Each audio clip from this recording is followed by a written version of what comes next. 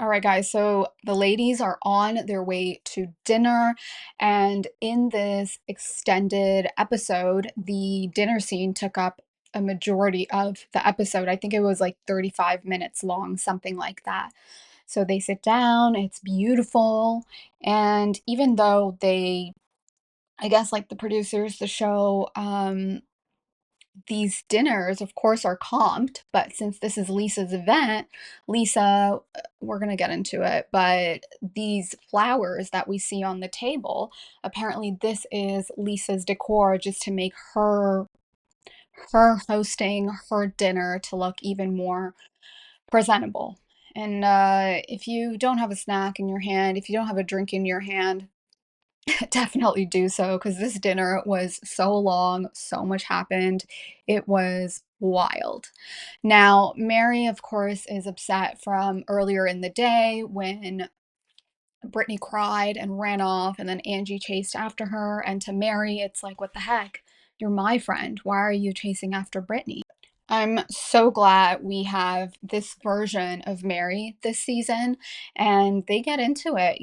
Mary and Angie, they have a real friendship. And the fact that Mary has shared what her son has been going through with Angie, I think that was really big for Mary to share that and bring Angie in. And so she just feels so hurt. It's like, what the heck? You're not even good friends with that girl, and here you are, your real friend is sitting at the table. So Mary's mad at Angie, but Angie isn't like, okay, Mary, if you want to be mad at me. No, Angie also has an emotional breakdown, and she's just like, I love you, Mary.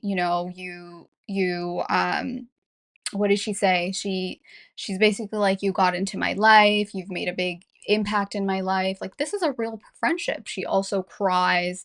You could see them holding hands. Mary starts crying. Mary talks about her abandonment issues, and that was like so raw and so forthcoming. She talks about her abandonment issues, how it started in her childhood. Her dad just left one day. He just left one day, and apparently he told Mary's mother, this one, she talks too much.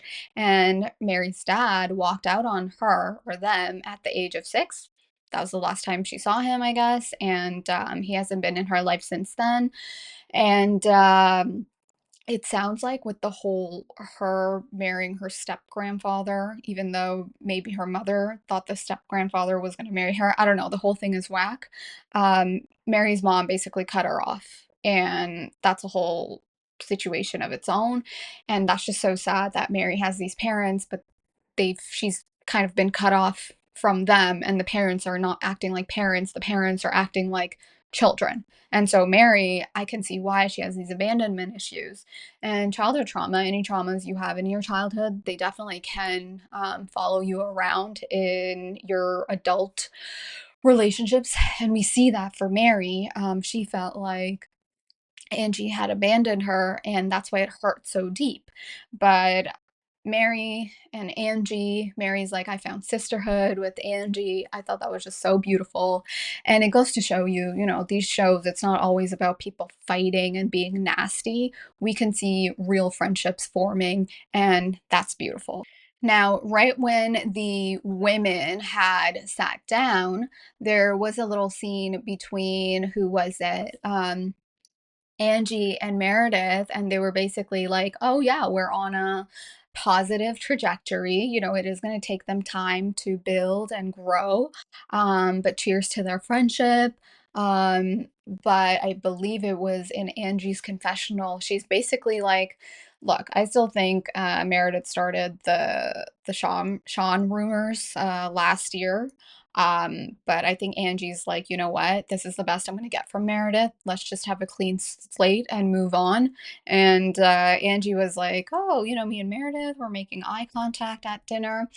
It was a cute scene. All right. The fact that Monica is still present in this season, even though she didn't film with the ladies, I think is so funny. Meredith had brought up the Alibaba stuff, the podcaster stuff, and then Whitney started talking about how she still blames Lisa for talking to bloggers, and then Whitney's like, Well, I know because I reached out to Monica out of desperation, and Whitney feels like she's cornered by Lisa and Meredith. Now, I have to say, some duos, they are the best for the worst. Now, what do I mean by that? When we saw Robin and Giselle gang up season after season, whether it came to Candace, whether it came to Wendy on Potomac, it was the worst. It was so nasty. It really tore up the group. It was just ridiculous, ridiculous antics.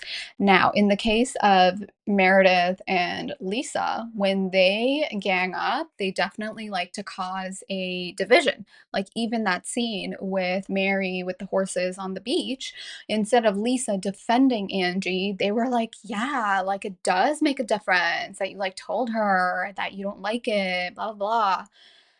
Anyways, it's not cute. And it was interesting to see Mary come to who was it? Mary came to Meredith, not Meredith. Mary came to Whitney's defense. Like, this is what you guys do when people have to do things out of desperation. Now, this show is pure comedy. Guys, when I watch this show, I'm not like, oh, I'm watching a Real Housewives show. I'm like, no, I am going to get an hour or an hour and so of pure entertainment. I'm going to laugh. I need to have a good drink in my hand. I need to have like the popcorn to go. Oh, for this extended finale, I had ordered wings and I was like eating up my wings. I had my drink. I was watching the show. So good. So good. So, anyways, we get into the finger pointing scene, and this is when Lisa's like, don't do that. Don't do that. And then Whitney, she just like doubles down with the finger pointing. It was like so chaotic, but like in the best way possible. All right, we gotta talk about Heather. Heather is not so innocent. Now, when Whitney said, I reached out to Monica, the look on Heather's face, she is so disgusted. And she's had so many monologues about this group of girls being together and being infiltrated by outsiders and how we trust each other. All her rehearsed monologues. I kind of want to know what the heck does Monica know about Heather, because Heather seems to be the most distraught in the group when it comes to any discussion about Monica, and she is traumatizing these girls. Monica is traumatizing these girls and she's not even there. Now, with the whole Monica stuff, I do wonder the rift that Whitney and Heather Gay had, if it caused them, they got back together. They seemed like the cousins were good. And then it seems like they're not good with this Monica stuff. Because in Heather, I don't know if it was her confessional or she said it at the table, but she was basically like, about Heather, like, I can't believe, like to Whitney or about Whitney, you would sit at this table. And be in talks with Monica, basically like behind our backs. In Heather's case, I truly think Heather was a Karen and she got Monica off the show. Now, did the fans want to see Monica back? Yes. Did the women not want to interact with Monica and basically made Monica an outcast? Yes. So whatever the fans wanted, the women didn't want. And in this case, the women were able to dictate the course of the show. And I don't think it's right when cast gets to dictate where the show goes. It's like, no, you just need to live your life. Why are you trying to pre-produce? When it came to Monica at the last BravoCon or whatever BravoCon it was, maybe not the last one, maybe the one before. And I guess that was her first BravoCon. Well, yeah, she was only on one season. Anyways, no one was with her at BravoCon. Like, of all the ladies, she had to do like press and go around all by herself. And who do we have thank for that? Who do we thank for that? Heather Gay. Also, the reason why I say Heather Gay isn't so innocent, I was seeing something about Dana Wilkie had posted something about basically outing Heather Gay, how Heather Gay talks to all these bloggers, podcasters, or she has accounts for people's Patreons, or she's in the mix, like she's watching what people are posting, or she's paying to access their content, or she's engaging with them. So Heather Gay, she's not so innocent in all of this, so I understand why she's so distraught when it comes to any conversation about Monica.